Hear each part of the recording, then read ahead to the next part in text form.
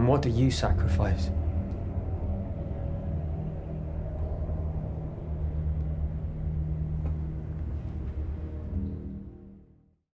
Sacrifice is the heartbeat of Andor.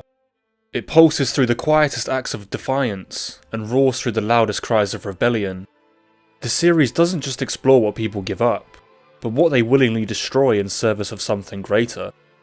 It shows us the weight of standing against tyranny, not just in blood, but in spirit. Andor is not the story of grand Jedi or legendary warriors. It's about the ordinary, the forgotten, and the quietly courageous. It's about people who give everything for a spark of hope.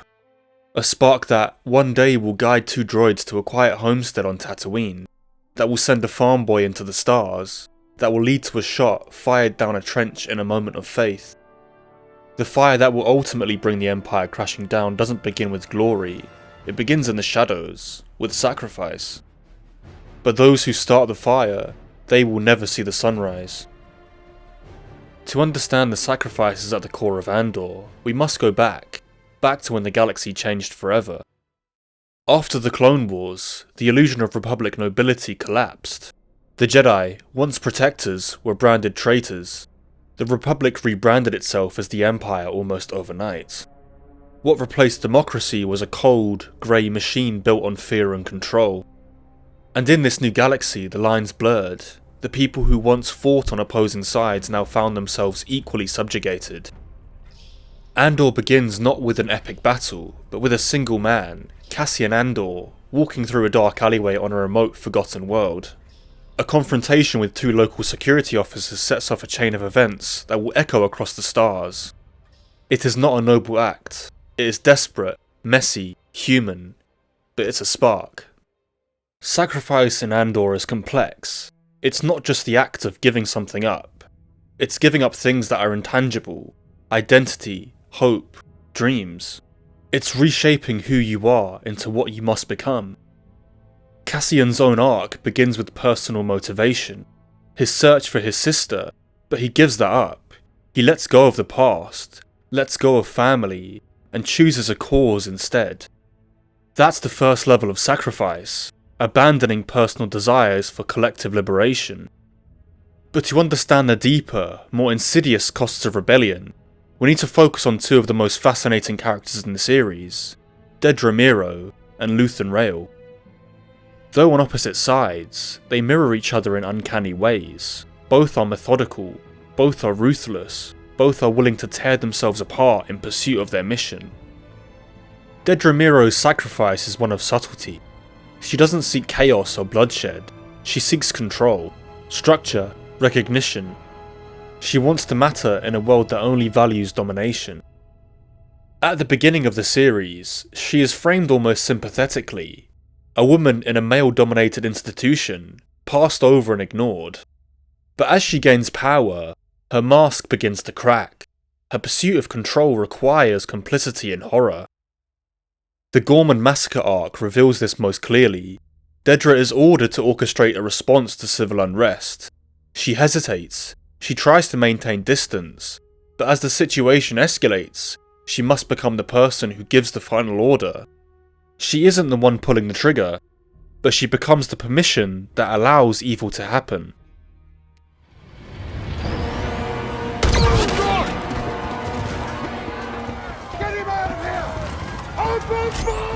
Captain Kaido represents the classic face of the Empire's brutality.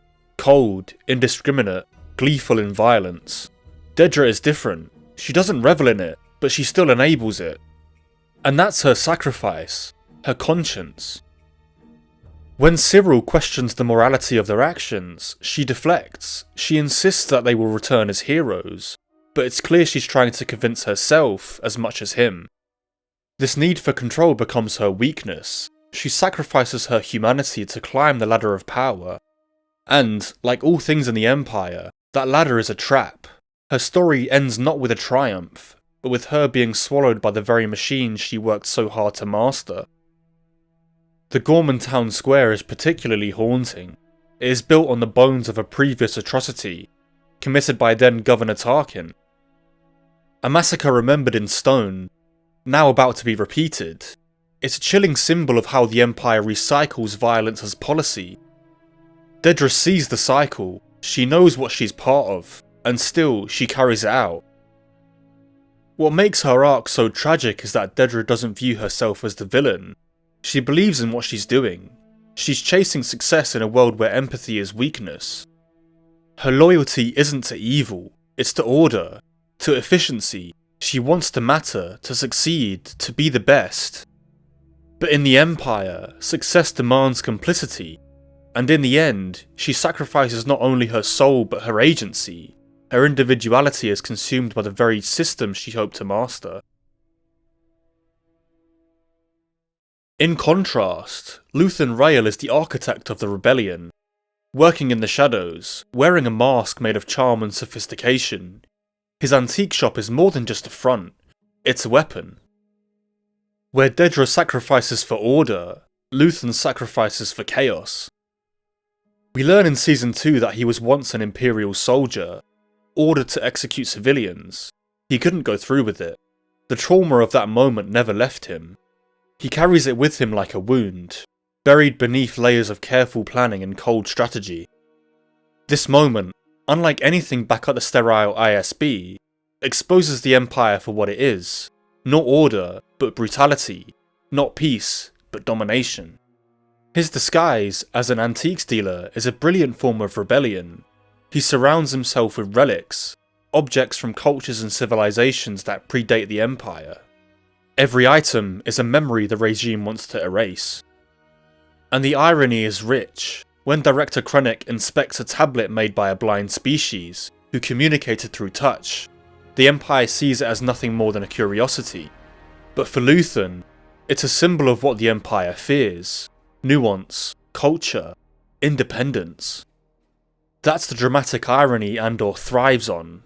The Empire believes it is eternal. It scoffs at the past, at history, believing that everything that came before failed because it wasn't them.